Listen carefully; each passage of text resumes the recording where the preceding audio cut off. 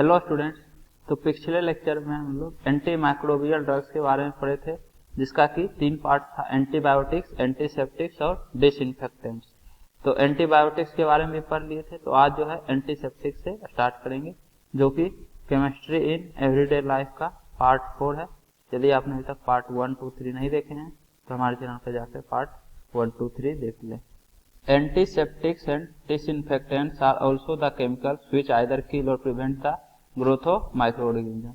तो ये भी आपका एंटीबायोटिक्स की तरह ही होता है, जो कि माइक्रो ऑर्गेनिज्म को या तो किल करता है या उसके ग्रोथ को प्रिवेंट कर देता है।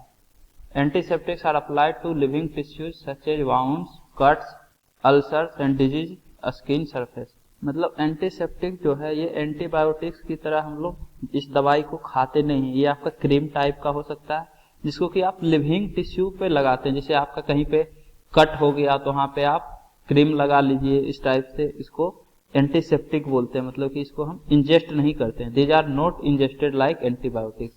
तो एंटीबायोटिक्स की तरह इसको हम लोग इंजेस्ट नहीं करते हैं अपने स्टोमक में। मतलब जो मेडिसिन आप खाते हैं उसको एंटीबायोटिक्स बोलते हैं, और ये जो होता है इंजेस्ट नहीं किया जाता है एंटीसेप्टिक को। जैसे कहीं पे आपका कट हो गया शरीर में तो कोई क्रीम है तो उसको आप खाइएगा नहीं, उस कट पे लगा लीजिएगा उस क्रीम को। इस टाइप से आपका एंटीसेप्टिक रहता है। काम इसका भी वही रहता है कि ये भी जो है माइक्रो ऑर्गेनिज्म को किल करता है या उसके ग्रोथ को रोक देता है। तो इसलिए लिविंग टिश्यू पे अप्लाई होता है, जैसे कि आपका वाउंड्स है, कट्स है, अल्सर्स या फिर डिजीज स्किन सरफेस। तो यदि आपके स्किन पे कोई डिजीज हो गया है तो उस स्किन डिजीज सरफेस पे आप एंटीसेप्टिक्स को लगाते हैं। Commonly used antiseptic Dettol is a mixture of chloroxylenol and terpineol. तो कॉमनली यूज्ड एंटीसेप्टिक जो आपका होता है वो डिटोल होता है, और ये क्लोरोजाइलिनोल एंड टर्पिनियोल का मिक्सचर होता है। बिथियोनल नोल, और इसको बिथियोनल भी बोलते हैं। The compound is also called bithionol. Is added to soap to impart antiseptic properties. तो सोप में बिथियोनल ऐड किया जाता है ताकि उसमें एंटीसेप्टिक प्रॉपर्टीज आ सके सोप के अंदर। डिटोल सोप जो रहता है उसमें एंटीसेप्टिक प्रॉपर्टीज बिथियोनल कंपाउंड ऐड करने के कारण आता है। Iodine is a powerful antiseptic. Iodine भी आपका पावरफुल एंटीसेप्टिक रहता है। It's 2 to 3% solution in alcohol water mixture is known as tincture of iodine। मतलब अल्कोहल वाटर के मिक्सचर में आप यदि 2 to 3% आयोडीन मिला दीजिएगा तो उसको टिंक्चर ऑफ आयोडीन बोलते हैं। And it is applied on wounds. Wounds तो पता ही होगा, घाव को बोलते हैं वाउंड्स। तो वहां पे आपका iodine, tincture of iodine use किया जाता है। मतलब उस सरफेस को वॉश करने के लिए, उसको क्लीन करने के लिए अच्छे से टिंक्चर ऑफ आयोडीन का यूज करते हैं। Iodoform is also used as an antiseptic for wounds. तो आयोडोफॉर्म को भी यूज कर सकते हैं एंटीसेप्टिक की तरह वाउंड्स के लिए। Boric acid in dilute aqua solution is weak antiseptic for eyes. तो डाइल्यूट एक्वा सॉल्यूशन में बोरिक एसिड वीक एंटीसेप्टिक की तरह यूज हो सकता है आइज के लिए। इसके बाद disinfectants are applied to inanimate objects such as floors, drainage system, instruments etc। तो डिसइंफेक्टेंट होता क्या है? तो ये वैसा केमिकल होता है जो बैक्टीरिया को डिस्ट्रॉय करने के लिए यूज में आता है, और क्लीनिंग के पर्पज से डिसइंफेक्टेंट्स यूज करते हैं। तो जैसे आपको फ्लोर क्लीन करना है तो उसके लिए डिसइंफेक्टेंट यूज कीजिए। ड्रेनेज सिस्टम के लिए भी कर सकते हैं। इंस्ट्रूमेंट को यदि क्लीन करना है तो उसके लिए भी आप डिसइंफेक्टेंट्स यूज कर सकते हैं। इसके बाद सेम सब्सटेंस जो है वो आपका एंटीसेप्टिक और डिसइंफेक्टेंट दोनों की तरह यूज में आ सकता है, बस कंसंट्रेशन वेरी करने के बाद। यदि लो कंसंट्रेशन में रहेगा तो वो डिसइंफेक्टेंट की तरह यूज करेगा। लो में एंटीसेप्टिक और हाई में डिसइंफेक्टेंट। इसका रीजन भी एक है, वो अभी बता देंगे, पहले देख लीजिए कि ऐसा क्यों लो और हाई। तो for example 0.2% solution of phenol is an antiseptic while its 1% solution is disinfectant। तो हाइयर परसेंटेज वाला आपका डिसइंफेक्टेंट होगा, और लो परसेंटेज कंसंट्रेशन रहे तो वो आपका एंटीसेप्टिक कहलाएगा। तो लो में एंटीसेप्टिक क्यों? तो एंटीसेप्टिक जो है बॉडी पे यूज होता है, लिविंग थिंग पे, और डिसइंफेक्टेंट किसी सरफेस को क्लीन करने के लिए यूज होता है। तो सरफेस को क्लीन करना है तो उसमें थोड़ा हाई कंसंट्रेशन भी रहेगा तो कोई फर्क नहीं पड़ेगा, बैक्टीरिया को अच्छे से मार देगा, पावरफुल रहेगा तो। लेकिन बॉडी पे यदि आप पावरफुल कंसंट्रेशन वाला यूज कीजिएगा तो बॉडी को भी हार्म पहुंचाएगा, तो इसके लिए कंसंट्रेशन लो रहता है एंटीसेप्टिक के केस में। Chlorine in the concentration of 0.2 to 0.4 ppm in aqueous solution and sulfur dioxide in very low concentrations are disinfectants। तो यदि क्लोरीन का कंसंट्रेशन 0.2 से 0.4 ppm हो पार्ट्स पर मिलियन एक्वस सॉल्यूशन में और उसके साथ sulphur dioxide very low concentration में रहे तो ये आपका डिसइंफेक्टेंट्स की तरह यूज करता है। इसके बाद है आपका एंटी फर्टिलिटी ड्रग्स। तो नाम से ही क्लियर है, एंटी फर्टिलिटी मतलब प्रोडक्शन को कम करना है, पॉपुलेशन कंट्रोल करने के लिए इसका यूज होगा। Antibiotic revolution has provided long and healthy life to people. तो एंटीबायोटिक रिवॉल्यूशन जो है ये लॉन्ग और हेल्दी लाइफ प्रोवाइड किया लोगों को। The life expectancy has almost double, जिससे कि लोगों का एक्सपेक्टेशन भी बढ़ गया, डबल हो गया। The increase population has caused many social problems in terms of food resource, environmental issues, employment etc।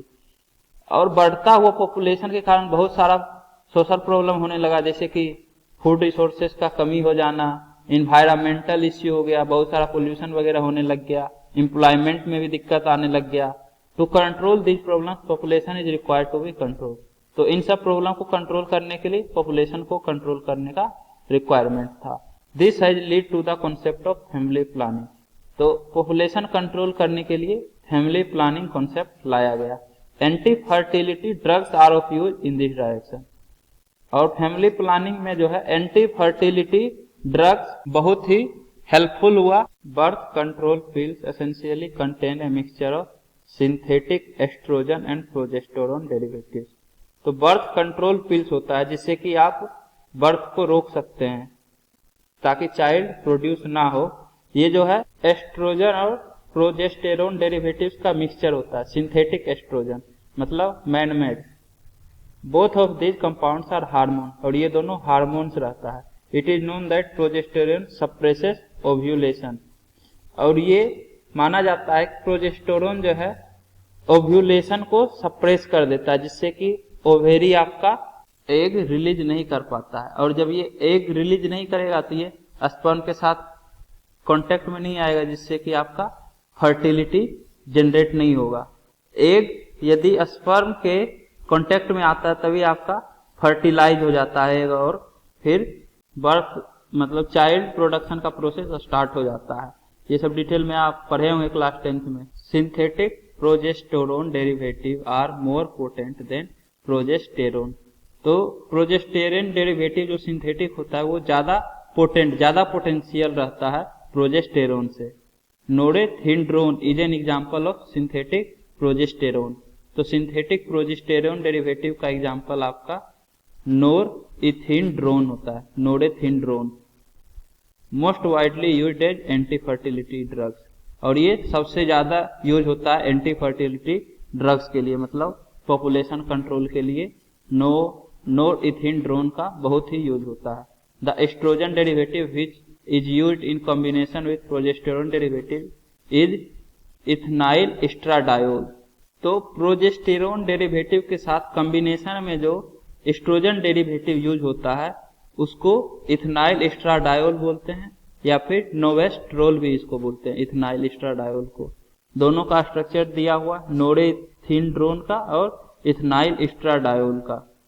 देख लीजिए ये दोनों स्ट्रक्चर उस कॉपी में लिख लीजिएगा जहां पे आप सारा स्ट्रक्चर लिख रहे हैं, अभी तक जितना स्ट्रक्चर बताए हैं। इसके बाद दो इनटेक्स्ट क्वेश्चन है, ये दोनों देख लेते हैं, first and second. Sleeping pills are recommended by doctors to the patient suffering from sleeplessness, but it is not advisable to take its dosages without consultation with the doctor. Why? तो ये बोल रहा है कि स्लीपिंग पिल्स जो है doctor के द्वारा रिकमेंड होता है वैसे पेशेंट को जिसको कि नींद नहीं आता, स्लीपलेसनेस मतलब नींद नहीं आना। But it is not advisable to take it doses without consultation with the doctor. लेकिन ये एडवाइस नहीं दिया जाता है कि इसको डोज में लिया जाए बिना किसी डॉक्टर के कंसल्टेशन के। तो ऐसा क्यों? तो देखिए कोई भी मेडिसिन जो है यदि हायर डोजेस में लिया जाएगा तो वो हार्मफुल होता है और कभी कभी तो हायर डोजेस के कारण डेथ भी हो जाता है पेशेंट का। तो इसलिए कोई भी मेडिसिन बिना डॉक्टर के एडवाइस के नहीं लेना चाहिए। Most drugs when taken in doses higher than recommended may cause harmful effects and sometimes may even to death. Hence, a doctor should always be consulted before taking any medicine. तो किसी भी medicine को लेने से पहले doctor से consult जरूर कर लेना चाहिए। नेक्स्ट क्वेश्चन है, with reference to which classification has the statement ranitidine is an antacid been given? तो किस क्लासिफिकेशन के रेफरेंस में यह स्टेटमेंट दिया गया कि रेनिटिडीन जो है वो एंटा एसिड होता है? तो ये जो है on the basis of pharmacological effect ये बोला गया कि रेनिटिडीन जो है एंटा एसिड होता है, जिसमें कि कोई भी इस स्टोमक में प्रोड्यूस एसिड के मात्रा को कम करे उसको एंटा एसिड बोलेंगे। तो इसको आप लिखिएगा, the given statement refers to the classification of pharmacological effect of the drug. This is because any drug that is used to counteract the effect of excess acid in the stomach is called an antacid. तो जो stomach में excess acid produce है उसके effect को counter act करे उसको हम लोग एंटासिड बोलेंगे। तो उम्मीद करता हूँ कि आपको ये वीडियो पसंद आई होगी। यदि आपको ये वीडियो पसंद आई है तो इसे लाइक करें, कमेंट करें और अपने दोस्तों के बीच शेयर करना ना भूलें। Thank you.